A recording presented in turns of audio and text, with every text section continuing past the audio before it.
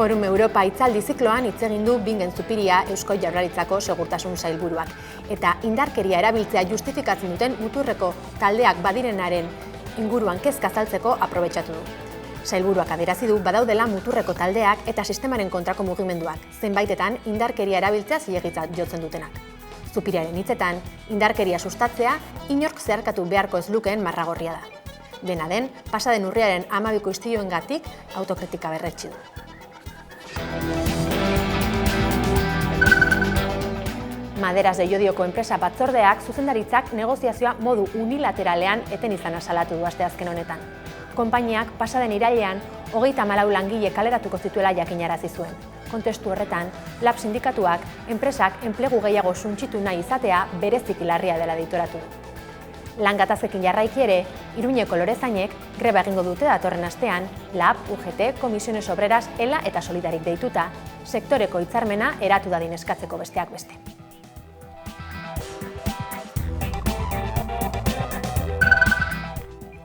Eten egin dute momentuz Europar Batasunaren eta Mercosurren arteko akordio komertziala. Europako Parlamentuak itunaren aurka egin du asteazken honetako bozketan eta beraz auzitegietara bidali du merkataritza librerako akordioa. Europar Batasuneko Justizia Auzitegiak 18 eta 24 hilabeteko epea izango du afera honen inguruan ebazpena plazaratzeko, baldin eta epaileek tramitera onartuko badute.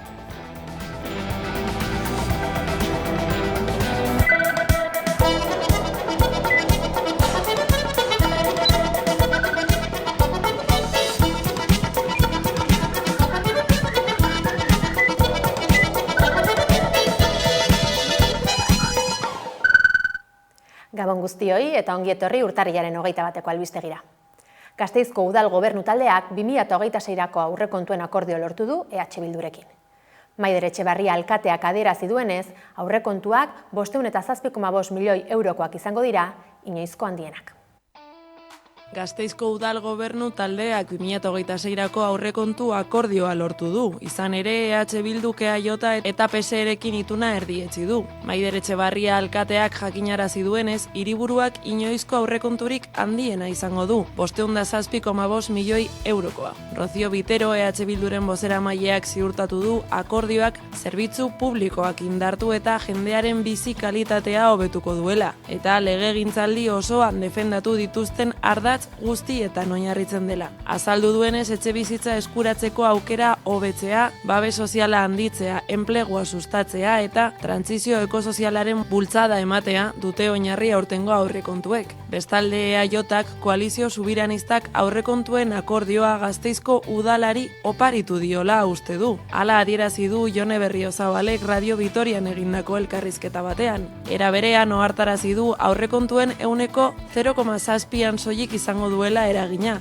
eta beraz, hauteskunde kalkulo garbia dela ondorioztatu du. Hoiek horrela 2026ko aurrekontuetan Gasteizko udalak etxegabetzeak saihesteko bulego bat sortu eta hirian dauden etxebizitza hutsen egoerari buruzko azterlan bat egitea aurrikusi dute. Halaber, sustapen ekonomikorako eta enplegurako atalean partida handitu dute. Gainera, Gasteizen komun publiko gehiago sortzea, Ariznabarra auzoan aparkaleku berri bat eraikitzea eta zaurgarritasun maila handiagoa duten ikastetxeetan eskolaz kanpoko jarduerak sustatzea jasotzen ditu lortutako itunak. Pasaden abenduaren 13an, Bingen Zupiriak esan zuen hainbat ertzain zauritu zituztela Bilbon kafe enpresaren aurka eginiko protestan. Orain, orduan esandakoa ezeztatu du. Pasaden abenduaren 13an Gazarako mugimendu globalak protesta deitu zuen Bilboko plaza biribilean salatzeko CAF enpresa konplizea dela Israel-Palestinan egiten ari den genozidioan. Bilboko tranbiaren trenbidean etzan ziren hainbat eta ertzaintza gogor oldartu zitzaien. Ekintzaile bat atxilotu zuten eta egunean bertan Eusko Jaurlaritzako segurtasun sailak oharbidez jakinarazi zuen 4 ertzain zauritu zituztela. Orain baina Bingen Zupiria Eusko Jaurlaritzaren segurtasun sailburuak onartu du protestan etzela agenterik zauritu. Jon Hernández Sumarreko legebiltzarkidearen galderari erantzun dio Zupiriak eta sailburuak esan du ez dagoela informazio nahikorik esateko ertzainen bat zauritu edo ospitaleren baten hartatu zutenik. Era berean agindu du ertzaintzaren barne gaietarako saiak ikerketa jarri duela martxan, agenteek indarra egoki erabiliote zuten jakiteko. Dena den sailburuak babestu du ertzainek izandako jokabidea. Ildo horretatik adierazi du ertzaintzak eserialdiaren kontra jardun zuela, tranbiaren zerbitzua erabat eten zelako eta herritarren segurtasunerako arriskua zegoelako.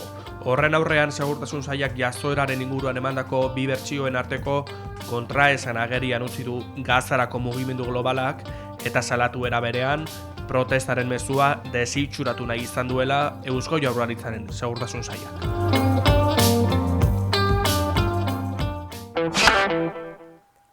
Emakundek mastektomiaren inguruko erabaki hartze prozesua eta honen kalitatea aztertzen duen ikerketa aurkeztu du astearte honetan.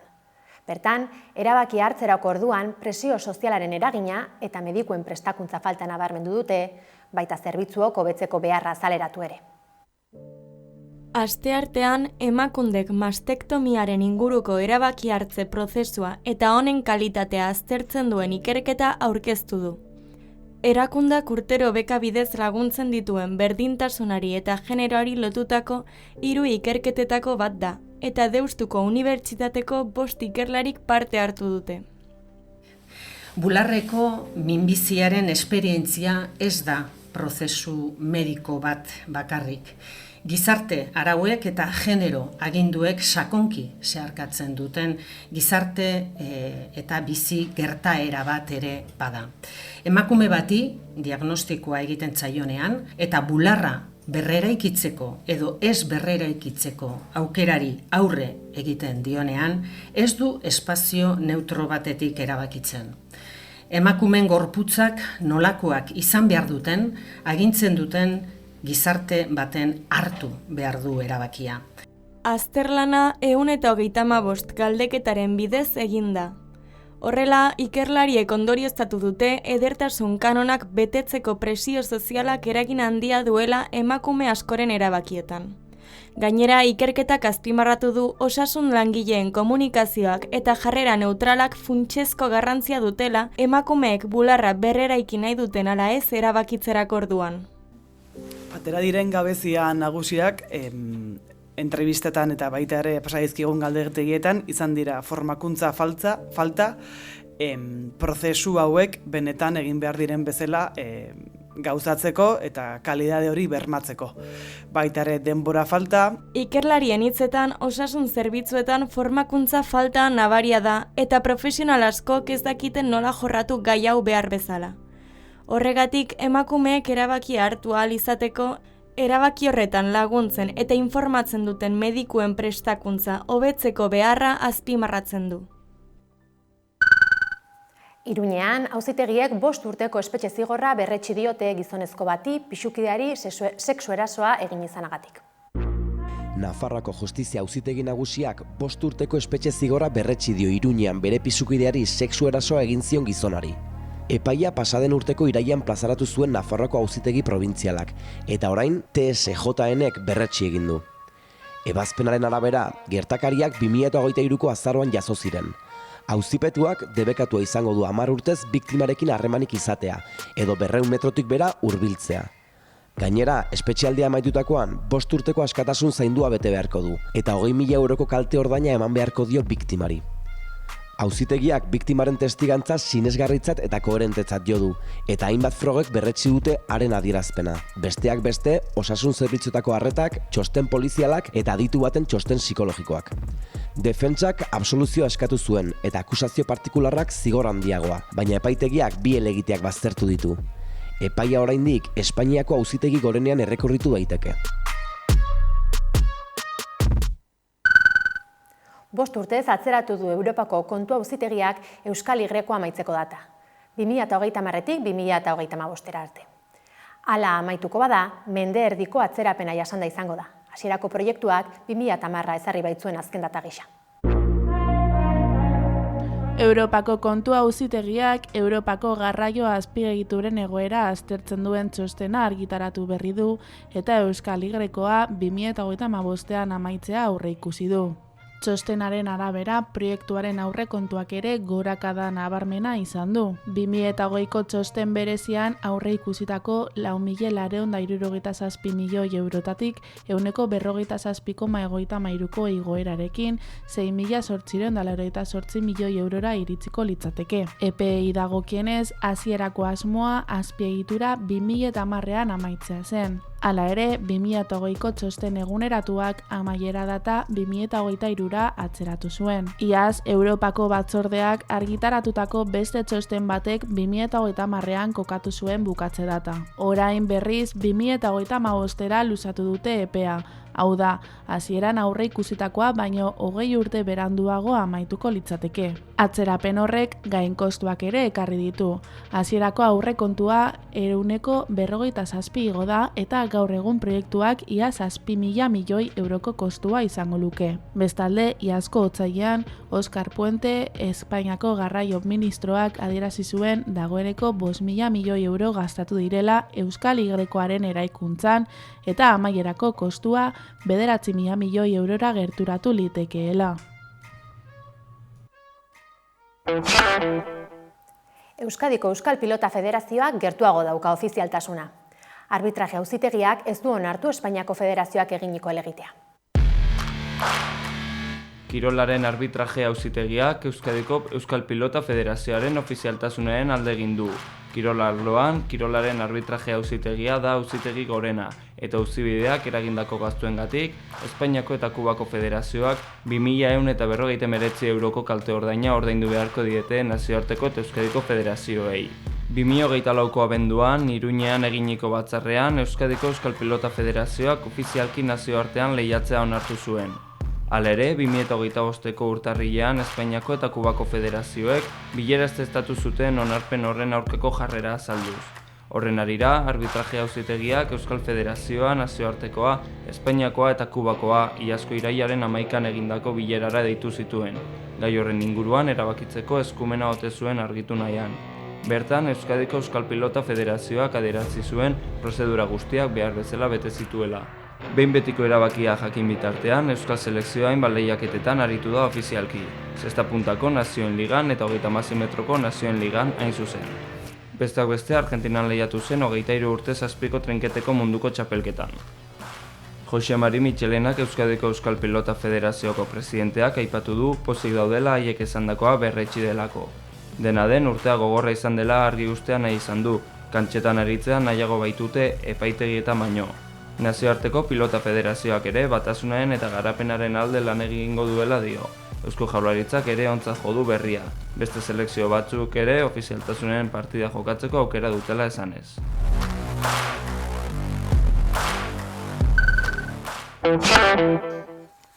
Dermatosi nodularra ez ezagun genuen oroar gizartean, baina azken garaietan entzungai izan dugu izen hau, baita ere Europar Batasunaren eta Mercosuren arteko akordio komertziala bi aferak ere Euskal Herriko abeltzainei eragina eragiten diotenak.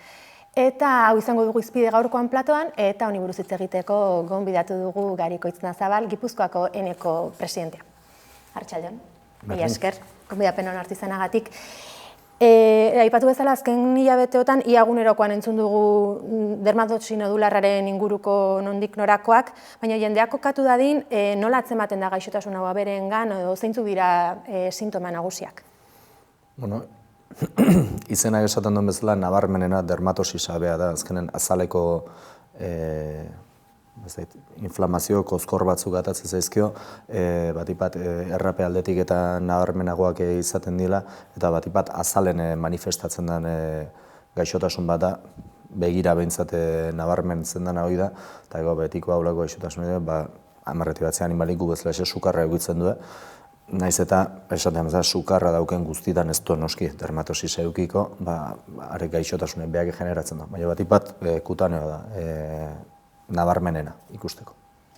Alare oraingoz Euskal Herrian ez da kasurik identifikatu, bai ordea Frantziar estatuan zehar, eta gertutasun hori argudiatuz, hainbat neurri jarri dituzte martxan erakunde publikoek, haietako bat urriaren amaieratik azoketan animaliak ikusgai ez izatearena. Neurria egokia dela uste duzu? Kontu neukita hemen egiten den azoka edo zein mugimendu berdintzat tarten Eguberriketara egon ziren, askotan erakusketak izaten die, pare bat etxetago ganadu jutu baldin bada, edo gaina oso lekuko izaten die, edo feri berezik ez. Zuk gaixotasune bertan ez dago zuen momentun ez dago zentzuik. Eta gaina esposizioik, pues bueno, ez dakit, esnea edo haragieko izten den baserrin kasun, sarreren oinarri ere ingresok esnea edo haragie die ez, edo bitatik, baino badare beste batzuk, fetxa konkretu batzutan, hemen bakila bezala, beixubarrak eta esaten zaienak, holako ekitaldik eta debekatzen zaizkien momentutik, sarrera gabe gelditzen dienak, eta zentzugabeko zerbait iruditzen zizaion. Beste neurri bat agen garrantzia gehiago izan dezakena txertaketarena da, urte amaieratik martxan dago, zuek enetik horren aldeko agertu zarete, baina ez dela beharrain bat zabal argudiatu duzue. Nolako izan beharko luke txertaketa kanpaina horrek zuen ustez? Bai, ulertu behar da, araudiak esaten dizuna arabera, ez bazare X distantzita foko batetik edo eta fokoa beha ez baldin badukezu etzi zuen usten txertatzen. Eta, esan behar da, Frantziar estatun tema asko desmadra dela. Dakiun arte behintzat, eta nahiko frogatutzat bezala hitzeiten da hortaz, Gironan azaldu ziren foko hauek Frantzitik zetozten. Zetozten, ez igozten. Eta, ostras, lehen hau deklaratu ziren Gironakoak. Orduan, Frantzin gaina, olako gaixotasunek orokorren ulertu behar da, erderaz esaten dena, aipatzen da beti, zabalpen modua daukela mantxa de azeite esaten zaiona, edo ulertzeko uin batek udetan ekoiko lukena. Orduan, oso raroa da, ez baldin badau inguru baten, derrepenten azaltze ez da gizten bat kilometro da. Intsektuek alaberrin duela esatea nahiko zaila da.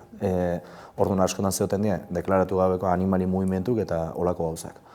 Orduan, egoera guztioi, bizkat eskutatik jun izanan, ondorioz, aukera eman zizaion Europar batzordek edo albideretu behar duenak, Espainiako ministerioai, aukera eman zion, Frantziar estatukin mugaiten deunon kasun, bakunazio, voluntarioki bakunazioa jartzeko. Zer jende horrekin bixiat nahastura egiten da. Bakunazio voluntario bat eta egual pentsatu daiteke nahi duna bakunatzen doa, gauza ez diola. Aukera eman zen voluntarioki jartzeko, ez zeukelako obligazioek, kasuntan Gipuzkoak eta sartzeko, baina behin sartzen baldin bat zeo obligazioa denantzako. Eta maila hortan bai iruditzen zizaion ikusita, gaixotasunena esaten nuen, igual kontraesan bat ematen baldin sektoren eske ez deuna ulertzen da, klinikoki eta dauken eragin maila eukita pertsoneta ez dela pasatzen, aragitan, azkeneko izpen galerake, esatizu, gaixotasun guztik, animali gaixo batek, persona bezala gure rendimentua jetxiko ditu, ez gaixo baldin bagare, ez dola justifikatzen dauken protokoloa, zati arazo gehiago protokoloak ikusten ditu, eta horren aurren bakunazioa ezinbestekoa laixotasune sartuko ez baldin bazan, ez? Horren, karo, honen aurren zarkin aurkitzen gara. Ministeriok Gipuzkoako proposamena egiten du eta Nafarroa iparraldekoa. Ez da nahikoa. Kontu neki behar da, animali askok, hau ez da hilabete bateko kontu, ez bada etortzen hobe. Dauzadien bezala, eta horriken baldin bada bakunazioa tarteko, nolabait, babes egoera handi bat, ze bakunazioa beti lagunduko do gaixotasun baten edapena mozten. Beti lagunduko do. Beti jende ulertu behar du, gripeakin pasatzen da bezala. Zuk harrapatzen baldin badezu, egun batzutan inkubatzen nahi zeana, egun gozea katarrazo batekin ez da gizan bat egunetan, eta virusez zabaltzen nahi zen momentu guztioetan. Zuk etortzen zaizuneako defensak baldin bat juzu, gorputzek askoz azkarra reakzionatzen du, eta hor frenatzen dezu, ez? Eta hor zuk igual ez dezu beste batzuk kutsatzeko zehau egiten, efektu egiten. Da hor bakunazioa gino ulertuko litzake. Baina, ulertu behar da, Gipuzkoan gason, juten bazea partzoneria, Arabako eta Gipuzko ganadue bertan juntatzen da. Juten bazea handia eta urbasa herrimendita, komunalak. Jungolieke momentotan Nafarroan jarri dane iparraldeko marra hortatik goitiko ganadue, bakunazio eremukoa, eta bakunazio eremukoa ez dana. Eta esan horre zentzuik ez daukela. Eta administratiboi gaina eremu berdina izan da ez. Arago inda otane, goiko eremuk txertatzeko zartu, baina ez da berdin Huesca eta Teruel eta ze hitzetia, edo eta hemen goa bezalako lurralde txiki baten, eta gero ganadun nolabaite elkarrekintza edo ze hori hain ugari edanen. dermatosi nodularra ez da azken garaietan ardura berezia eman dizuen edo sortu dizuen gai bakarra, badago hor ere Europar Batasuna eta Mercosuren arteko akordio komertzial hori. Honen bidez, Latinoamerikako haragia Europara ekartzea erraztu egingo litzateke, eta horren aurka agertu zarete, hainbat arrazoiengatik, alde batetik haragia merkeagoa bai, baina kalitate okerragokoa ere badela argudiatu duzue. Bai, azken baten, da kalitatea esaten denen mehantxiko nioke animalin edo personekiko, bai osasun mailan edo eta berme aldetik eta ze ikusik ez dauka. Bat gehiago dela esango nuke, nola gure Europa honen, askotan Europataz hitz egiten dugu, nik uste era idealizatu baten, edo ez dakit, oso akonplejatuk gehalako, zati Europati planteatu, Europati dator, eta Europa. Europa ez da baztu behar zer den. Azken baten, Europako komunidade ekonomika esaten denak behintzat, hartu dituen erabaki asko, izan die lobby eta multinazional potente batzun interesai begira egindakoak. Eta ikeragarri kontra esankorra iruditzen zaitena da, zuk bertako ekoizpenai eskatzen badiozu hau, gero hoi betetzen ez duen eta inundik inoa bermatuko ez duen produktu batzuk, askoz gutxiko eskatutakoak, gero bertanko merkatua sartzen uztea. Eta ez nuken egezki ulertza, ene bezala behintzat oso garbi dauku, aldan eraik onenen, kalidadeek onenakin, aldan eraik osasuntxunen, ekoizpen ekologikoa baldin badie hobe, ez dakit, ekoiztu behar deula eta gaina hola lantzen deula gure ingurue, historikoki ala indeu. Osea, da hemengo ekoizpenak oso modu tradizionaleko die, gero innovatzen baldin badezuro, teknologia sartuta eta bar. Baina horrega esaten dugu, hemen Euskal zenbat urtetan debekatuta dauden zenbait produktu baimenduta dara. Txekorrak hormonatzea, osea, hemen, ez dakit, beste hainbeste zenbat urte gu jaio horretiko izango eskudezkeo, eta baimenduta dara, orduan, zer da hau? Eta gero esateko, hau Europar guztion hobe beharreko ingo dela, ez? Gure osan hor mugazargak kentzen dien momentutik, zeinen esportatuko don, euneko 35 bat impuesto gutxigo ordainduta, eta horren ordaina zein izango dan, ez? Eta beste detaile bat, ez dakit, kondu neuki barreko iruditzen zaitena, zeinek esportatu edo importatuko do? Zate, askotan aztenga pentsatzen eta, ematen du, Hego Ameriketako, ez dakit, hango nekazari edo campesino deitzen dien zeitako, ez da gutxikoik ere ez, azken baten akuerdoetan eta mundu hortan ibiltzen dienak, izango die, enpresa batzuk, aldan laneskuin merkena eta esklabo baldin bada hobeto, igualtzait gero hemen politika ambientalakin hagoa betetzen dugu eta igualtzait kotxean pegatina eta zeak isuriak eta olako kontukin, eta egizketan enpresa batzuk, ez produktua trasladatuko dalako bakarrik Hego Ameriketatik honeaino eta horre dauken impacto ambientala, bez eta ekoizpena bea ere, askotan kritikatzen denen, bai soja ekoizpenak edo eta beste mundu mailan el talar en Amazonas esaten den bezala, eta olako gauzak dauken impacto daukela, nire egiten arte mundua bakarra da, eta zuk esatezu hemen izan behar dugu, saiatu nahi dugu izaten ez da gizein baino eredugarrigok eta ambientalistagok eta ez da gizarrago, eta gero oitana hankapetik pasatzen duen ekoizpen sistema batzutako produktui ateak irikitzen dizkiozu. Eta gero ze eskatu behar diozu, konsumitzaileai? Osea, beti konsumitzaileai bizkarrea bota bartzaia. Bai dermatosi nodularraren afera eta baita akordio komertziala inguruan protesta egiteko mobilizazio antolatu zenuten pasaden astean, Biriatun, Frantziar eta Espainiar estatuko muga horretan. Protestak eta mobilizazioak egiten jarraitza aurre ikusten duzue? Nik uste beharko. Zati ikusita estatu mailan enekoak koordinadorako kide da, eta gainetiko getare estatu mailan baten edo besten parte hartzen du ez, eta lehenko ostegunen bertan, bilera bat egin zen, logo kalendario bat edo zerbait adosteko. Zer deske gobierno zentralen posizioa zein den ikusita, gauza batzutan ikusten duen epelkerie harrigarria da, zerbait izateatik. Ez dakit, ez dakit ez, normalen beste interes batzuk gainentzen dielako, nik uste urten mordoa badiela, Espainiar estatu, bai Europakiko eta bar, edo eta beste batzuekiko, dauken jarrera guztiz zea dela. etxekaltekoa sektorei dagokionez. Eta hortaz jarraitu beharko da. Bai, baloratu nahiko nuke, aurreneko aldia izan zen Hego Euskal Herriko zehaz gain, baina Ipar Euskal Herrikoak bat egin da Euskal Herriko, segunduke nekazal sindikatu deitzen geanok, denok elkarrekin parte hartu genduna, Bizkaiko bat kenduta, eta horrek beak baditu bere komplikazio noski, baina nik uste badala azpimarratzeko zerbait, ez duk sektore guztie baldin badaukezu olako zerbaitekin posizionatzea hortan. Eta gero joku arriskutsu bate iriki daikela iruditzen zait honen aurren, ez? Aurrekoan entzuten hone albistegitan pertsona bat esanez, gobernu tokatuko zaiela,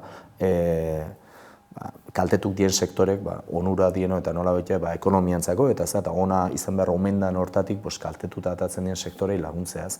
Iruditzen zait, oain esaten dien gauzak dela, Ursula von der Leyenek esan ditune neurri horiek bezala, gero sistema batzuk egoera batzuk implantatzen dira, eta gero egiten zu sektorea beha limosna horien menpeko. Eta gero limosna hori bukatzen juten dira, edo eta beste gauza askotan dauzkun bezala 10 urteetan kongelatuta joten dira.